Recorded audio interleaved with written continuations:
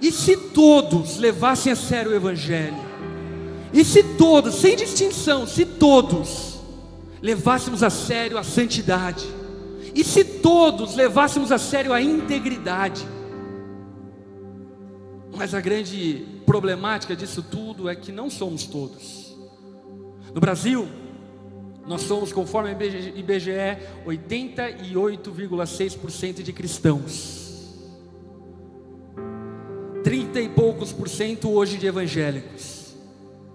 Nós estamos falando sobre 88,6% de cristãos. E num país aonde periga a qualquer momento, por exemplo, leis pró-aborto serem aprovadas. Como nós podemos ser 88% de cristãos e debaixo do nosso nariz, no nosso país, leis completamente contraditórias àquilo que nós cremos, estarem tramitando e com grande possibilidade de serem aprovados? Como? Como nós podemos viver num país onde 88% é cristão e a cada 100 casamentos 50 acabam em divórcio? Como? Como a gente consegue viver nesse país? Como nós conseguimos viver num país onde existem 3,6 milhões de órfãos? E eu não sei se você sabe, no Brasil existem cerca de 1,5 milhões de igrejas. Sabe o que a gente está falando? Se cada igreja do Brasil, 2 pessoas adotassem um órfão cada uma, a gente acabaria com a orfandade em um dia. E isso é o ministério que Jesus falou que nós teríamos. Nós devemos cuidar da viúva, do órfão, do estrangeiro. Isso é o ministério cristão. Mas a grande questão é que alguns, poucos, têm realmente levado a sério aquilo que dizem crer. Pessoas se intimidam, por exemplo, em campos universitários, se intimidam em campos empresariais, barateando o Evangelho e dizendo serem promotoras, por exemplo, de um Estado laico. E você realmente acredita que aqueles que estão lutando por um Estado laico estão lutando por um Estado laico? Nós vivemos em um Estado que tem mergulhado cada dia mais em um Estado ateísta e anticristão, mesmo sendo 88,6% de cristãos. Você está entendendo o que é isso? E o que esses números apontam para nós? Apontam para um monte de cristãos que não tem feito a sua parte. Mas a pergunta é: a igreja evangélica, a igreja cristã no Brasil aparece? Claro que aparece. A gente tem filme, a gente tem canal na televisão, nós somos conhecidos, a gente tem bancada no Senado, tem bancada na Câmara, existem prefeitos, existem vereadores cristãos colocados na Câmara pela igreja, pelo voto de pessoas como eu e você. Existem cantores famosos que vão em qualquer programa aí, enfim, do SBT, da Globo, dar entrevistas e assim por diante. Nós somos sim conhecidos, nós temos sim visibilidade, mas sabe qual é o problema? Nós não temos consistência. E como a igreja de Sardes, eu reputo essa inconsistência ao fato de nós não praticarmos aquilo que nós recebemos de Cristo. Você ficaria escandalizado com um pastor cometendo adultério? Sim? E por que você comete adultério? Você ficaria escandalizado com um pastor mão de vaca, usurpador do dinheiro da igreja? Você ficaria escandalizado com uma realidade dessa? E por que você rouba o dinheiro de Deus, que são os dízimos? Por que você ainda sonega impostos? Por que você ainda adquire produtos falsificados? Por quê? E sabe que isso mostra uma hipocrisia profunda, instalada na cultura da igreja. Uma igreja que transfere a responsabilidade para uns poucos, mas não entendeu que a força transformadora não está em alguns poucos que aparecem, mas está nos milhões que nunca vão aparecer. São os milhões invisíveis que mobilizarão e mudarão a cara do Brasil e transformarão a nação. Não são os superapóstolos, pastores, nada contra eles. Eu sou um deles, aliás. Mas eu estou dizendo que não somos nós que vamos transformar famílias, é você, pai, que vai transformar. Quando você, como pai, fazer aquilo que a Bíblia manda, educar o seu filho, para começar. Quando você, como mãe, fazer aquilo que a Bíblia diz para você fazer, se submeter ao seu marido. Somos nós que podemos transformar o Brasil. Olha só como isso é realidade. Alguns meses atrás, o nosso ex-presidente Luiz Inácio Lula da Silva foi condenado em segunda instância à prisão. E ele e alguns companheiros de partido, de sindicato, falaram em rede nacional, em vários veículos de comunicação, a seguinte frase: nós vamos parar o Brasil. Gleisi Hoffmann e tantos outros companheiros de partido. A pergunta que eu faço é: o PT parou o Brasil? Não. Não. Veio a Copa do Mundo, já esquecemos de tudo já. Quem é PT? PT? O que é o Lula? A vida seguiu. Por quê? Porque aqueles que têm visibilidade não conseguiram parar o Brasil. Agora para prestar atenção numa coisa. Contemporânea a isso, e quase no mesmo tempo que isso, aconteceu a greve dos caminhoneiros. Quem aqui um dia se importou com um caminhoneiro? Quem aqui tem uma foto com um caminhoneiro no Instagram, abraçado, eu e o Zé do truck? Alguém tem foto com caminhoneiro? Alguém usa modinha caminhoneiro, cofrinho de fora? Uma classe que era invisível aos olhos do brasileiro parou o Brasil. Ninguém de nós dávamos valor aos caminhoneiros, vamos ser bem honestos. Ninguém de nós percebíamos os caminhoneiros. E eles pararam o Brasil e mostraram para o Brasil todo que no fim das contas é o invisível que move o visível. É o invisível que move o visível, não o contrário. Agora, uma coisa que nós precisamos saber é que se os caminhoneiros pararam o Brasil, somente a igreja de Jesus tem poder para transformar o Brasil. Somente nós podemos transformar o Brasil. Os caminhoneiros mostraram a força de paralisar o Brasil, mas é a igreja com princípios e valores que podem transformar a nossa nação. É a igreja que pode extinguir a corrupção. É a igreja que pode devolver a moral para a política. É a igreja que pode restaurar famílias. É a igreja que pode fazer isso. Mostrando mais uma vez que aquilo que é invisível move aquilo que é visível. Deixa eu ler um texto para vocês que está lá em 1 Coríntios, capítulo 12. 1 Coríntios, capítulo 12.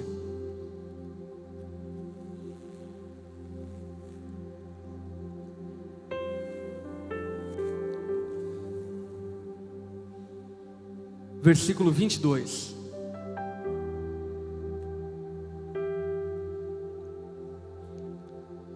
Primeira Coríntios, capítulo 12, versículo 22.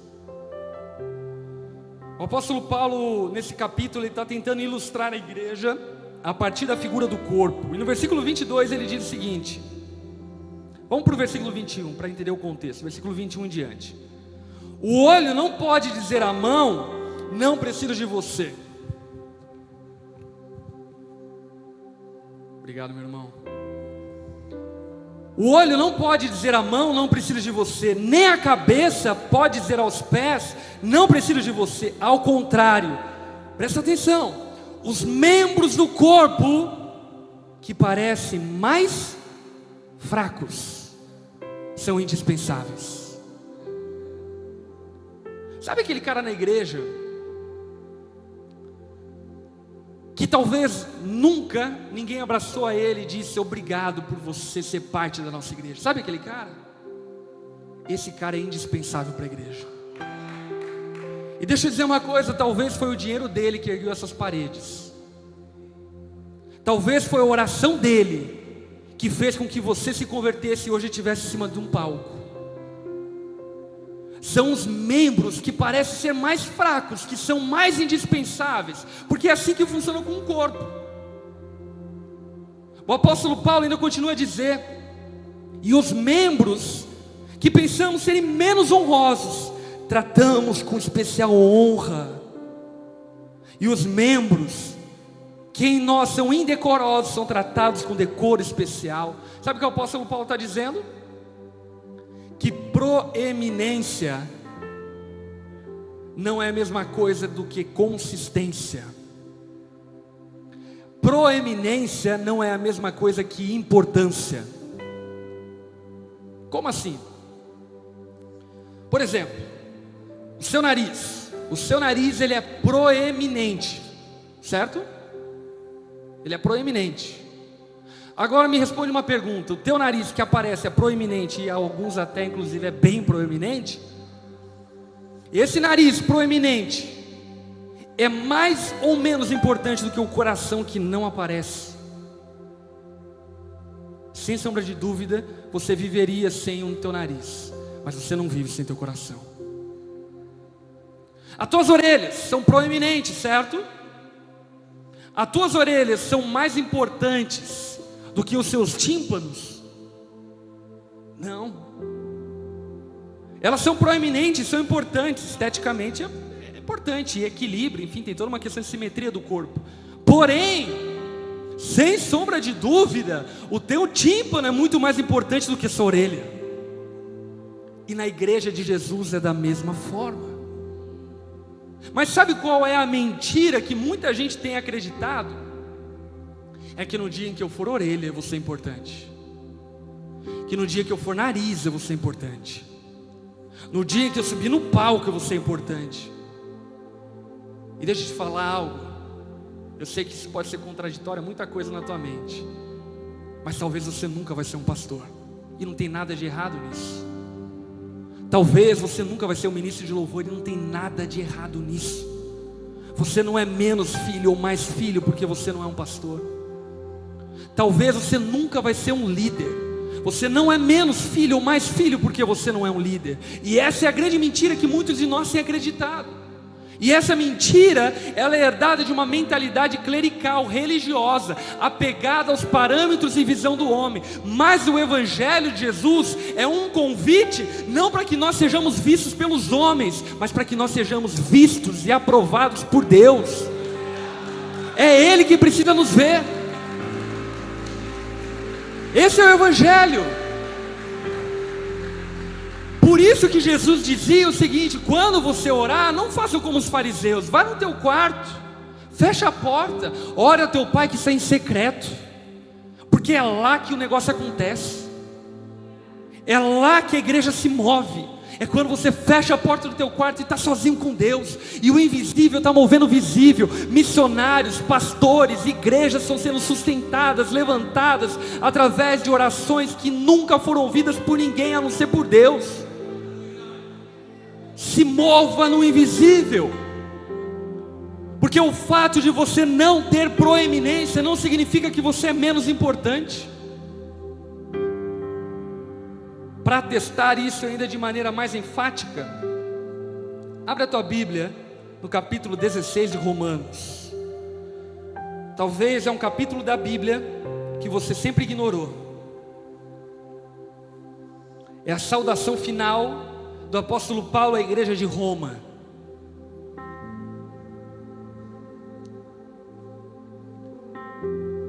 Quem aqui já ouviu falar de Paulo, apóstolo Paulo?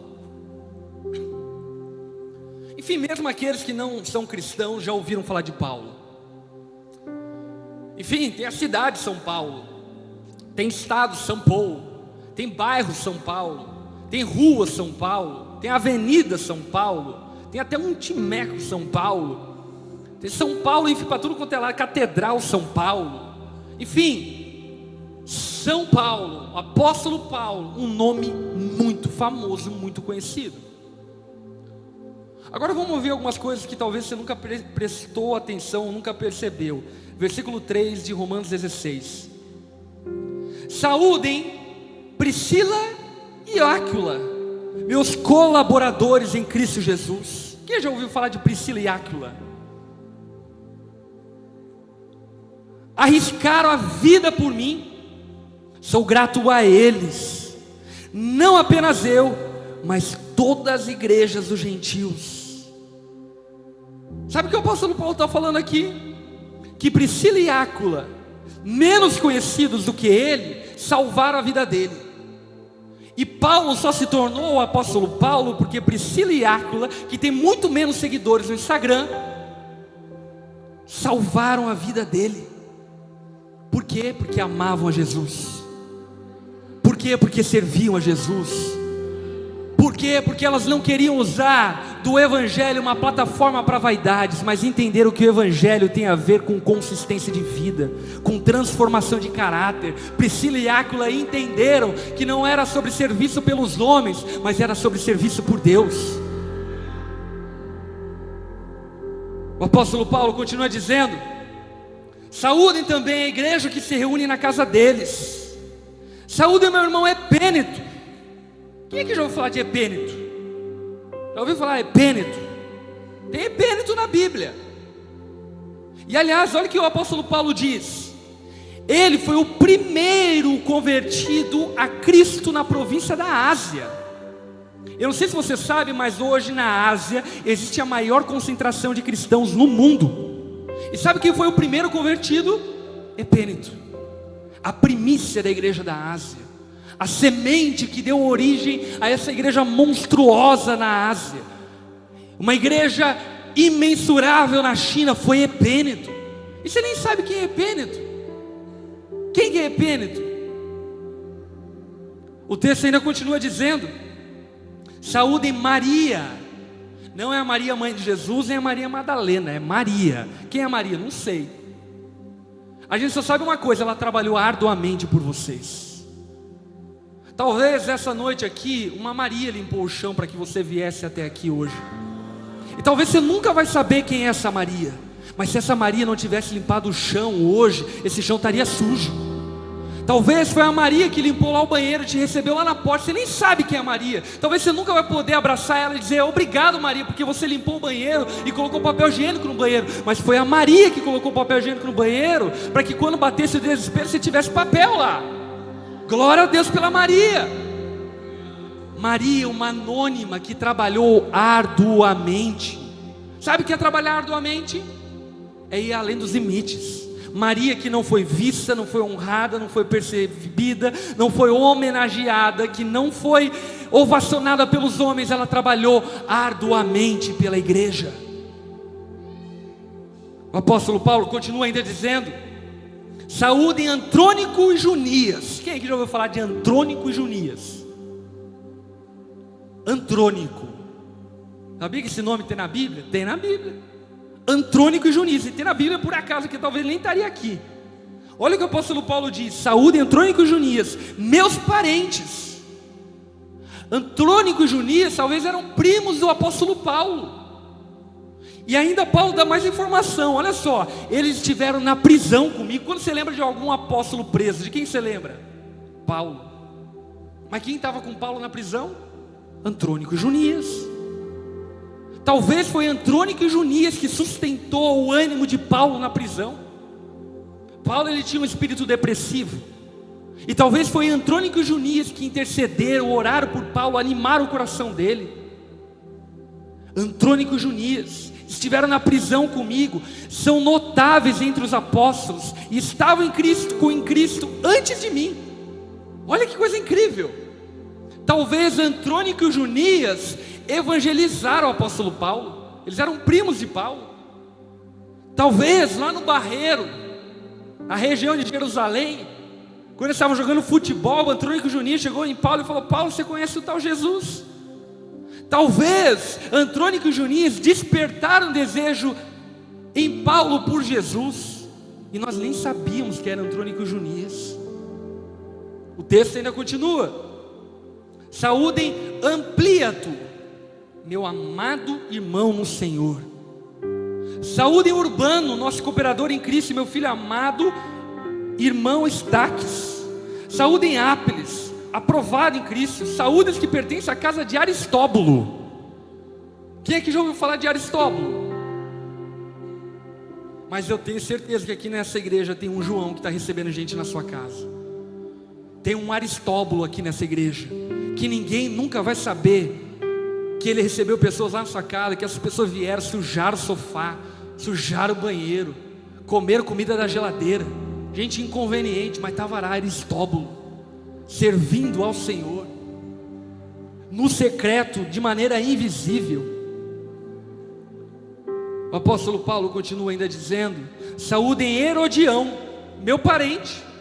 Saúdem-os a casa de Narcisa, que estão no Senhor. Agora olha só, saúdem Trifena e Trifosa, primeira dupla sertaneja da história. Você nem sabia que ela existiu. Trifena e Trifosa, lançando sucesso por amor. Olha aqui, Trifena e Trifosa. Quem que são essas mulheres? Ninguém sabe, mas elas são indispensáveis para que nós estivéssemos aqui hoje.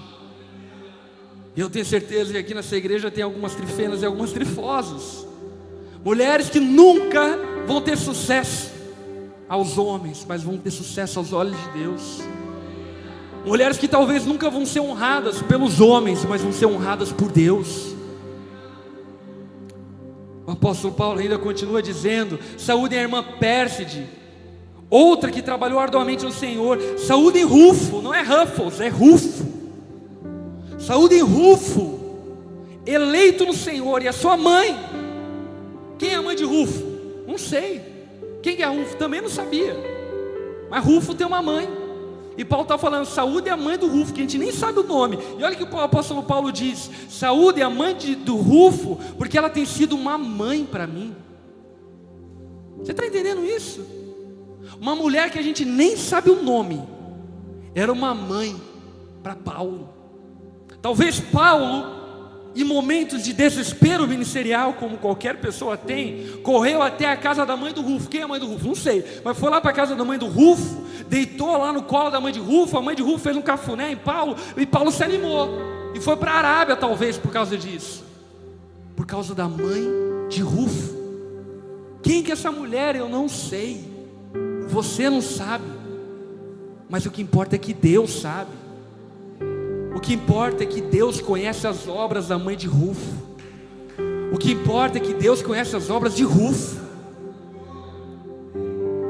O texto ainda continua dizendo: saúdem a Síntrico, Fleconte, Hermas, Patroba, Hermas, os irmãos que estão com eles. Saúdem Filólogo, Júlia, Nereu, sua irmã, também Olimpas e todos os santos que estão com eles. Saúdem uns aos outros com um beijo santo. Todas as igrejas de Cristo enviam-lhe saudações. Olha aí para quem está ao teu lado, dá um beijo no rosto dessa pessoa e diz a essa pessoa: todas as igrejas de Cristo te enviam saudações. Sabe por quê? Porque você é tão vital e tão importante quanto qualquer outra pessoa do corpo de Cristo. Se não fosse você, a igreja de Cristo não seria o que ela é. Você é tão importante do que os super apóstolos, super pregadores, super cantores. Você é tão vital e tão importante quanto qualquer pessoa. E é sobre isso que nós precisamos entender como igreja. Se nós queremos ter uma igreja triunfante, eu quero. Quem é que quer ter uma igreja triunfante nos nossos dias? Relevante, transformadora, impactante. Para essa igreja acontecer, é necessário que milhões e milhões abram mão do desejo de ser famosos e sirvam a Deus anonimamente, apaixonadamente, sem que ninguém veja, mas que Deus veja e perceba. É necessário que uma igreja invisível se levante. É necessário que pedagogos, cristãos invisíveis se levantem. Talvez você como pedagogo, ninguém vai te ver, você não vai ser honrado na igreja, mas você talvez como pedagogo vai estar transformando a história de crianças. Você como médico talvez nunca vai ganhar um prêmio Nobel do Evangelho, mas você vai salvar vidas no nome de Jesus. Sabe, talvez nós, membros comuns, cara, nós nunca vamos estar no palco, mas somos nós que estamos sustentando o palco. Se existe gente em cima do palco, é porque nós estamos bancando essa igreja. É as nossas ofertas que estão sustentando essa igreja, é o nosso amor, é a nossa paixão. E sabe de uma coisa que eu constatei a respeito da igreja a qual eu pastoreio? Com muito pouco, nós temos feito muito. Com uns poucos, nós temos feito muito. Agora, por um segundo, feche seus olhos e imagina se fôssemos todos nós. Imagine se fosse todos nós. Você consegue imaginar essa igreja? Imagine se todos os membros dessa igreja aqui, todos, unanimemente todos, fossem tão comprometidos com o Cristo e com o Evangelho quanto um pastor é. Imagine se todos nós fôssemos tão comprometidos com Cristo e com o Evangelho como músicos devem ser. Imagine se todos nós fôssemos comprometidos com Cristo. Você consegue ver o que aconteceria no Brasil? Sabe, nós brasileiros, pode abrir seu olho. Nós brasileiros pensamos que a chave de mudança da nossa nação está em algum Messias político que vai ser levantado. E deixa eu te falar algo abertamente. O Messias já veio, é Jesus. Ele já veio, Ele já nos ungiu, Ele já tem nos capacitado, Ele tem derramado graça sobre nós. Você não precisa mais viver sobre o pecado, porque a lei do pecado já foi tirada de você. Você hoje está na graça de Cristo, na provisão de Deus. Hoje você está sobre a bênção de Deus. Nós não precisamos mais de um Messias político. Nós precisamos levar a sério o Evangelho que nós dizemos crer. Só isso. Nós precisamos levar a sério a Bíblia que nós dizemos crer. Só isso. Não tem mistério. Esposa, ame seu marido, marido, ame a sua esposa, só isso. Igreja, se comprometa com a igreja. Não roube de Cristo roubando seus dízimos. Pastores, amem as suas ovelhas, morram por elas, porque é isso que Jesus faz por suas ovelhas. O que nós precisamos simplesmente é abandonar o estrelato, porque isso é coisa da religião, e nos apegarmos à consistência, à integralidade de vida. Você está preparado para ser a Maria que ninguém nunca vai abraçar e agradecer? Você está preparado para ser a Trifena e a Trifosa que nunca vai aparecer no jornal? Você está preparado para ser o Rufo, a mãe de Rufo? Você está preparado para ser Aristóbulo, Herodião? Você está preparado para ser Fleconde, Hermas? Você está preparado para ser esses caras que nunca vão ser vistos por ninguém, mas ainda assim vão ser a chave de transformação, de avivamento de uma nação? Você está preparado para ser essa pessoa? Por isso que eu digo que essa palavra, o título dela é Revolução do Membro Comum. Porque a chave de mudança, acredite no que eu estou falando, não está no compromisso de grandes pregadores, cantores e coisas do tipo, mas está no zelo, no compromisso de todos nós em vivermos Cristo de maneira integral. Eu creio que Deus talvez essa noite esteja te chacoalhando e dizendo para você duas coisas que nós vemos em Apocalipse capítulo 3. Primeiro, obedeça. Segundo, arrependa-se. Obediência é diferente de arrependimento. E conforme a ordem que Jesus escreve essas palavras, muitas vezes a obediência antecede o arrependimento. O que é obediência? Obediência é fazer o que é certo. O que é arrependimento? Fazer o que é certo com o coração certo. Agora, muitas vezes, eu diria na maioria das vezes, para que o teu coração mude, é necessário que antes você obedeça. Foi assim com a minha vida, foi assim com a vida dos apóstolos. Sabe, durante muito tempo eu não entendi muita coisa não. Eu lembro a primeira vez que eu ouvi uma palavra sobre dízimo. Eu não entendi, mas eu li na Bíblia e vi que eu tinha que dar. Ponto. O que eu comecei a fazer? Você está me Você é meu amigo Medeiros.